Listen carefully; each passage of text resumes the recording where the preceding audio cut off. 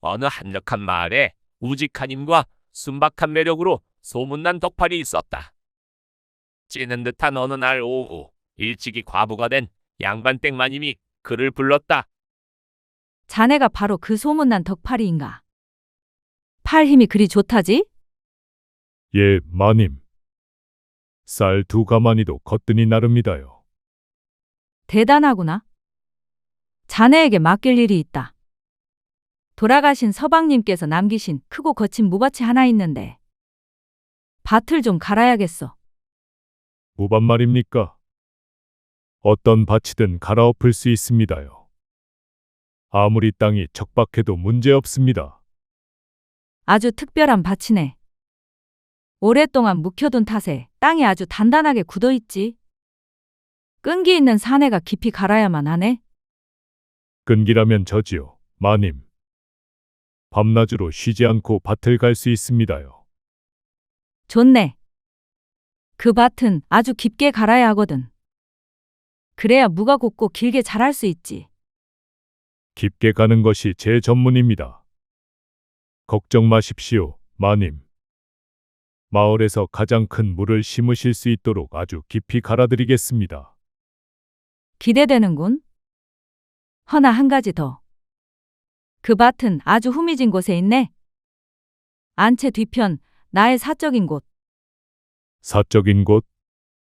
문제없습니다, 마님. 후미질수록 좋지요. 방해받을 일이 없으니. 훌륭하군.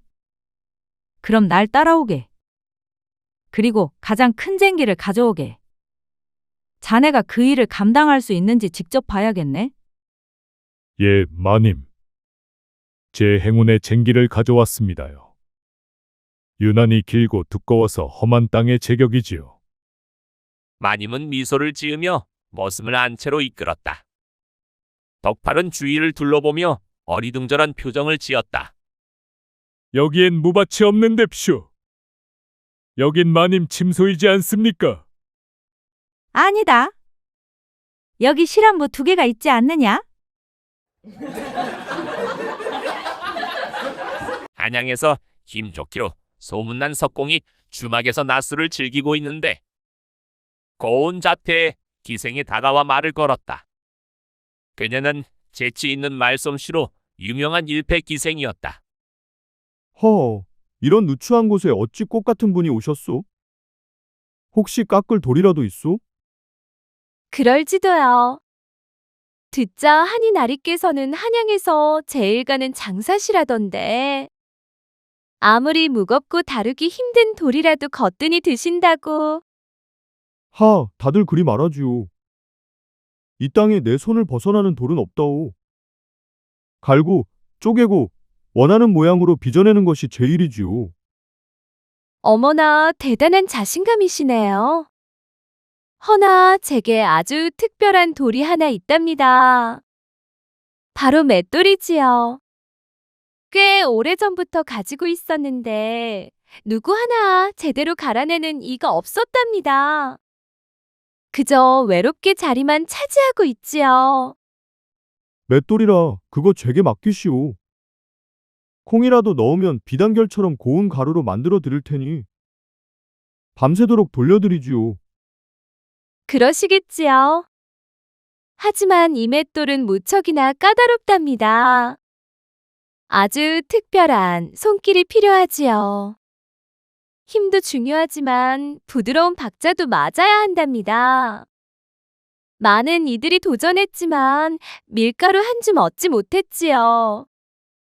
흥미롭군. 그 까다로운 맷돌에 대해 더 자세히 말씀해 주시오. 어떤 사연이 있는게요? 사사로운 맷돌이랍니다. 제대로 된 맷돌체가 아니면 돌아가지 않지요. 그리고 자꾸만 축축하게 젖어들어 맷돌질을 힘들게 한답니다. 사사로운 맷돌에 축축하다라. 내게는 아무 문제 없소. 이 조선에서 가장 단단한 맷돌체를 가진 놈이 바로 나요. 해가 뜰 때까지 맷돌을 돌려보이리다. 그러시다면 오늘 밤 그 맷돌체를 가지고 오세요. 허나 만약 제 맷돌을 갈지 못하시면 제 명성에 흠집을 낸 값을 치르셔야 할 겁니다. 성공한다면 성공하신다면 제 거친 맷돌을 길들인 유일한 사내로 이름을 떨치시겠지요. 허나 먼저 그 맷돌체를 좀 봐야겠습니다. 크기와 품질이 제 맷돌에 적합한지 확인해야 하니까요. 새로 부임한 고울원님은 성정이 포악하고 여인을 밝히기로 유명했다. 길을 지나다 떡을 파는 어여쁜 과부를 보노님이 음흉한 미소를 지으며 말을 세웠다. 떡을 팔고 있느냐? 나와 내기를 하나 하자꾸나. 소인에게 무슨 내기를 하시겠다는 말씀이신지요? 소인은 가진 게 없는데 말입니다. 괜찮다. 가진 게 없어도 할 수 있느니라. 자네가 만약 나의 말을 웃게 할 수 있다면 돈 주머니를 상으로 주겠다. 허나 실패한다면 오늘 밤 내 수청을 들어야 할 것이다. 어떻나 해보겠나? 좋사옵니다. 그리 하겠나이다. 시작해도 되겠는지요? 그래, 해보거라. 과부는 원님의 말에게 다가가 귓가에 무언가 속삭였다. 그러자 말이 갑자기 큰 소리로 웃기 시작했다. 깜짝 놀란 원님이 물었다. 이게 무슨... 대체 말에게 무슨 말을 했기에 저리 웃는 것이냐? 별말 아니옵니다. 그저 말에게 오늘 밤 나리께서 나를 타신다 한다네. 하고 일렀사온데. 그래서 웃었다는 게냐? 예, 말이 이렇게 말하였사옵니다. 그 양반이 날 탈 때도 숨을 헐떡였는데 너는 무리다 하며 배를 잡고 웃더이다. 오서방은 아내에게 잡혀 살기로 마을에서 유명했다. 오서방이 용하다는 도인을 찾아가 하소연하는데, 도인님, 제발 저 좀 살려주십시오. 저희 집사람 등살에 하루도 편할 날이 없습니다. 제 운명은 어찌 이리 기구하단 말입니까? 쯧쯧 딱하게 되었구나. 내 너의 미래에 대해 딱 3가지 질문에만 답을 해주겠다. 신중히 물어보거라. 예, 도인님. 첫 번째 질문입니다. 대체 제 아내는 언제쯤 잔소리를 멈추겠습니까? 그놈의 주둥이가 얌전한 날이 없습니다. 한시도 쉬지 않습니다. 그놈의 여편네는 말입니다. 물에 빠지면 뭐가 뜨는지 아십니까? 뭐가 뜨는데? 주둥이가 아니겠나? 아닙니다. 궁디가 뜹니다. 물고기랑 이야기하려고. 허허, 재밌군 그래. 언제 입을 닫는다라. 자네 아내가 말을 할 수 없게 되는 날 잔소리도 멈출 것이다. 아, 그렇군요. 두 번째 질문입니다. 그럼 제 아내는 대체 언제 말을 할 수 없게 됩니까? 그건 말이네. 죽은 다음 날부터니라. 세상에. 그런 기쁜 날이 온단 말입니까? 도희님, 마지막 질문입니다. 제 아내는 대체 어느 날에 황천길로 갑니까? 제발 알려주십시오. 응, 제발요. 뜸들이지 말고 빨리 말해 주십시오. 현기증납니다. 나왔네. 자네가 죽은 바로 다음 날이니라. 신동하기로 유명한 한 무당에게 그녀의 행실을 못마땅하게 여기는 고지식한 선비가 찾아왔다. 그는 그녀가 사기꾼임을 만천하에 드러낼 작정이었다. 내 인연? 요망한 술수로 사람들을 홀리는 무당아. 오늘 내가 내 정체를 밝히러 왔다. 어머나, 누추한 곳에 귀한 선비님께서 어쩐 일이실까요? 혹 점이라도 보러 오셨는지요? 점이란 무엇이냐? 내 운명은 나의 총명과 노력으로 개척하는 것이다. 나는 내가 순진한 자들을 등쳐먹는 사기꾼의 불과함을 증명하러 왔다. 그러시다면 제가 틀렸음을 증명해 보이시지요. 저는 선비님의 가장 깊은 욕망을 꿰뚫어 볼 수 있습니다. 선비님 마음속에 숨겨진 열정과 갈망이 보입니다. 허튼 소리. 내 마음은 오직 학문과 덕을 향할 뿐이다. 아니지요. 더 보이는 것이 있습니다. 좀처럼 뽑히지 않는 검 한 자루가 보입니다. 훌륭하고 강건한 검이 검집 속에서 녹슬고 있군요. 제가 틀렸습니까? 어찌 내 검에 대해 아는 것이냐? 수년째 잠가둔 것을. 저는 많은 것을 본답니다. 선비님. 그리고 선비님의 검이 검집에서 벗어나기를 간절히 바라고 있는 것도 보입니다. 예리하게 닦아 제대로 쓰여야지요. 그리 훌륭한 물건을 썩히는 것은 낭비입니다. 이 무슨 해괴한 소리냐? 제가 도와드릴 수 있습니다. 선비님의 검을 일깨우는 의식을 치러드릴 수 있지요. 다시 우뚝 솟아 위용을 떨치도록 말입니다. 의식이라? 아주 개인적인 의식이지요. 율동적인 흔들림이 필요합니다. 선비님의 기운을 북돋아줄 강력한 의식이랍니다. 선비는 무당의 말에 마음 깊은 곳에서부터 흥미가 솟아나는 것을 느꼈다. 그래서 내가 그 의식에 동의하면 어찌 되는 것이냐? 오늘 밤 선비님께서는 상상도 못할 마법을 목격하게 될 것입니다. 선비님의 검이 어찌나 활기 넘치게 되는지 밤새도록 검수를 할 수 있게 될 것입니다. 좋다. 거참 이게 얼마만의 꽁이냐? 자, 시작해보거라. 알겠습니다. 집에 가서 가문의 보검을 가져오십시오. 아주 단단하게 나를 세워드리겠습니다. 춘향은 이몽룡을 기다리며 사또의 수청을 거부하고 버티는 중이었다. 지칠 만큼 지친 춘향이에게 어미 월매가 면회를 오는데 몸은 괜찮아? 아픈 데는 없고? 네, 괜찮아요. 버틸만 해요. 이제 할 만큼 했다. 그냥 포기하고 사또한테 시집 가는 게 어떠니? 무슨 말씀이세요? 저에겐 이도령밖에 없어요. 언제 올지도 모르는 인간을 왜 기다리고 그래? 과거 시험 낙방하고 쪽팔려서 안 내려오고 있다고 점쟁이가 그러던데. 그럴 리가 없어요. 과거 급제하고 꼭 내려오실 겁니다. 그래. 잘 생각해보고 결정하거라.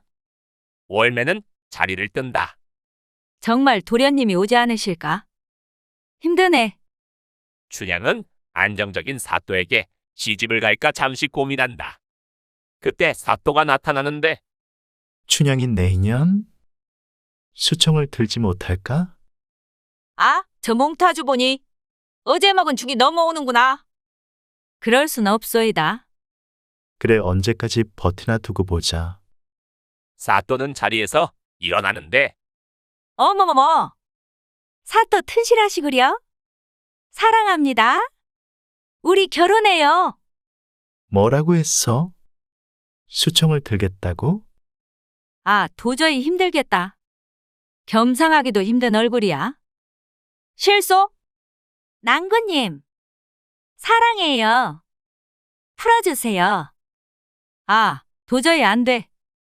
토하게 요강 좀. 그렇게 춘향은 얼굴이냐 몸이냐를 몇 날 며칠 고민했다고 한다.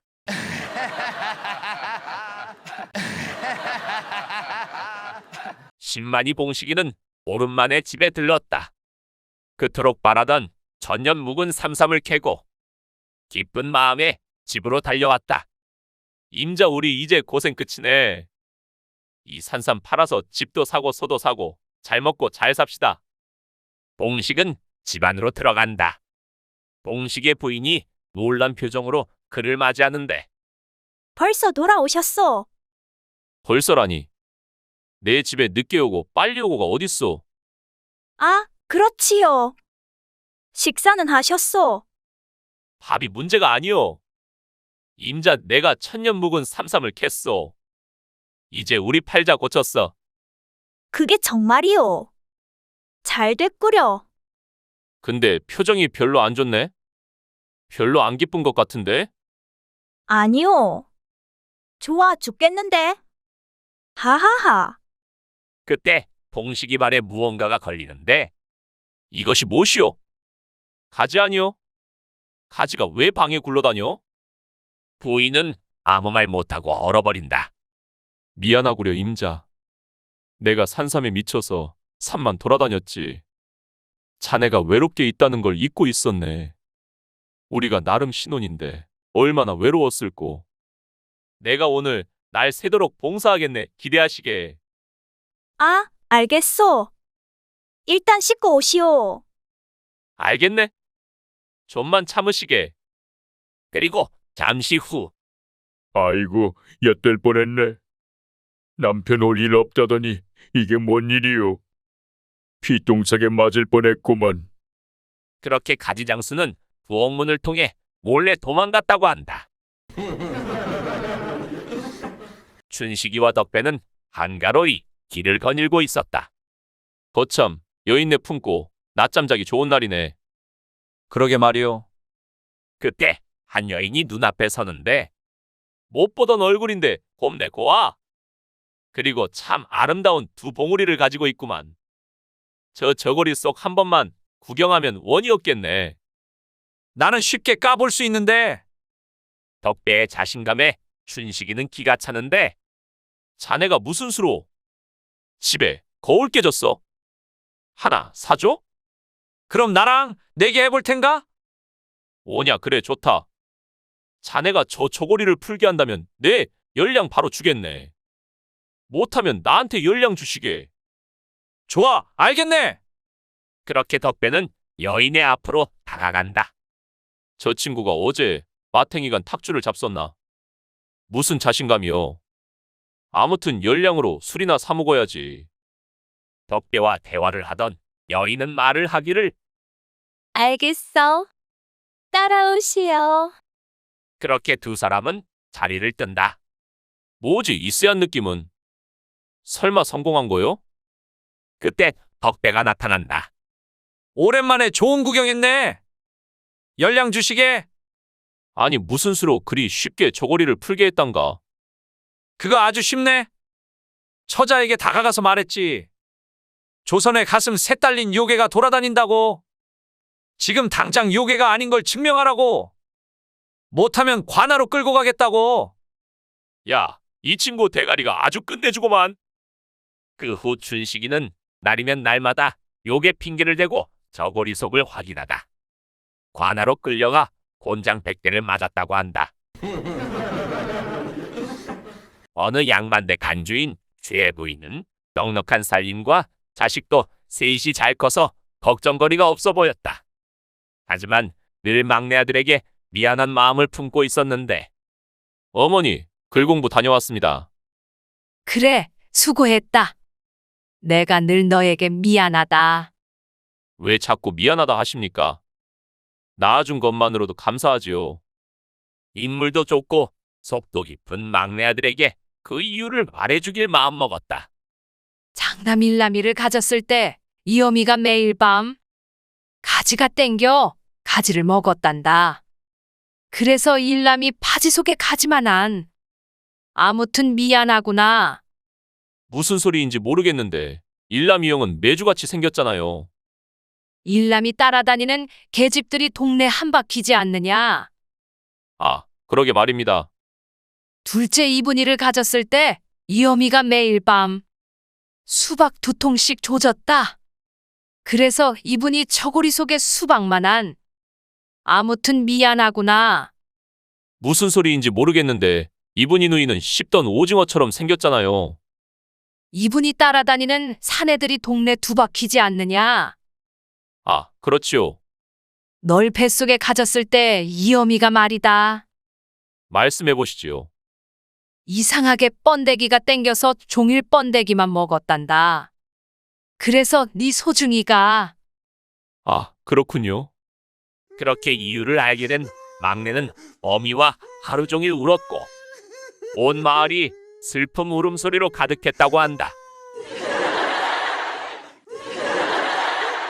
건너 마을을 가기 위해 나루터에 온 명월이.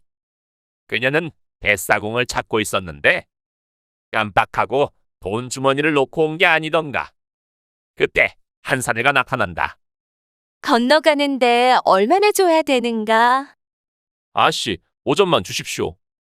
건너는데 얼마나 걸리는가? 5분도 안 걸리지요. 걱정 마십시오. 알겠네. 잠시만 생각 좀 해보겠네. 잠시 후 다른 사내가 나타난다. 건너가는데 얼마나 줘야 되는가? 아씨, 세 점만 주시지요. 건너는데 얼마나 걸리는가? 제가 늙고 힘도 딸리고 배도 낡아서 10분은 걸립니다. 알겠네. 잠시만 생각해보겠네. 달래가 꼭 덕새를 찾으랬는데. 그때 한 사내가 나타난다. 자네 이름이 덕새? 예, 맞습니다. 건너가는데 얼마나 줘야 되는가? 일전만 주시지요. 건너는데 얼마나 걸리는가? 20분은 걸립니다. 싸긴 한데 왜 그렇게 오래 걸리느냐? 저는 배가 없고 헤엄쳐서 간답니다. 이 험한 물길을 헤엄쳐서 업고 간다고? 걱정 마시지요. 그래도 아씨는 제 단골이 되실 겁니다. 그래, 알겠네. 바로 건너가세. 그리고 잠시 후 덕새야, 좀 천천히 가자꾸나. 네, 아씨. 1시간이 걸려도 좋다. 그런데 왜 너는 헤엄을 거꾸로 치느냐? 저를 위해서 그런가요? 다 아씨 위해서 그렇지요. 그렇게 명월이는 덕새의 단골 손님이 되었다고 한다.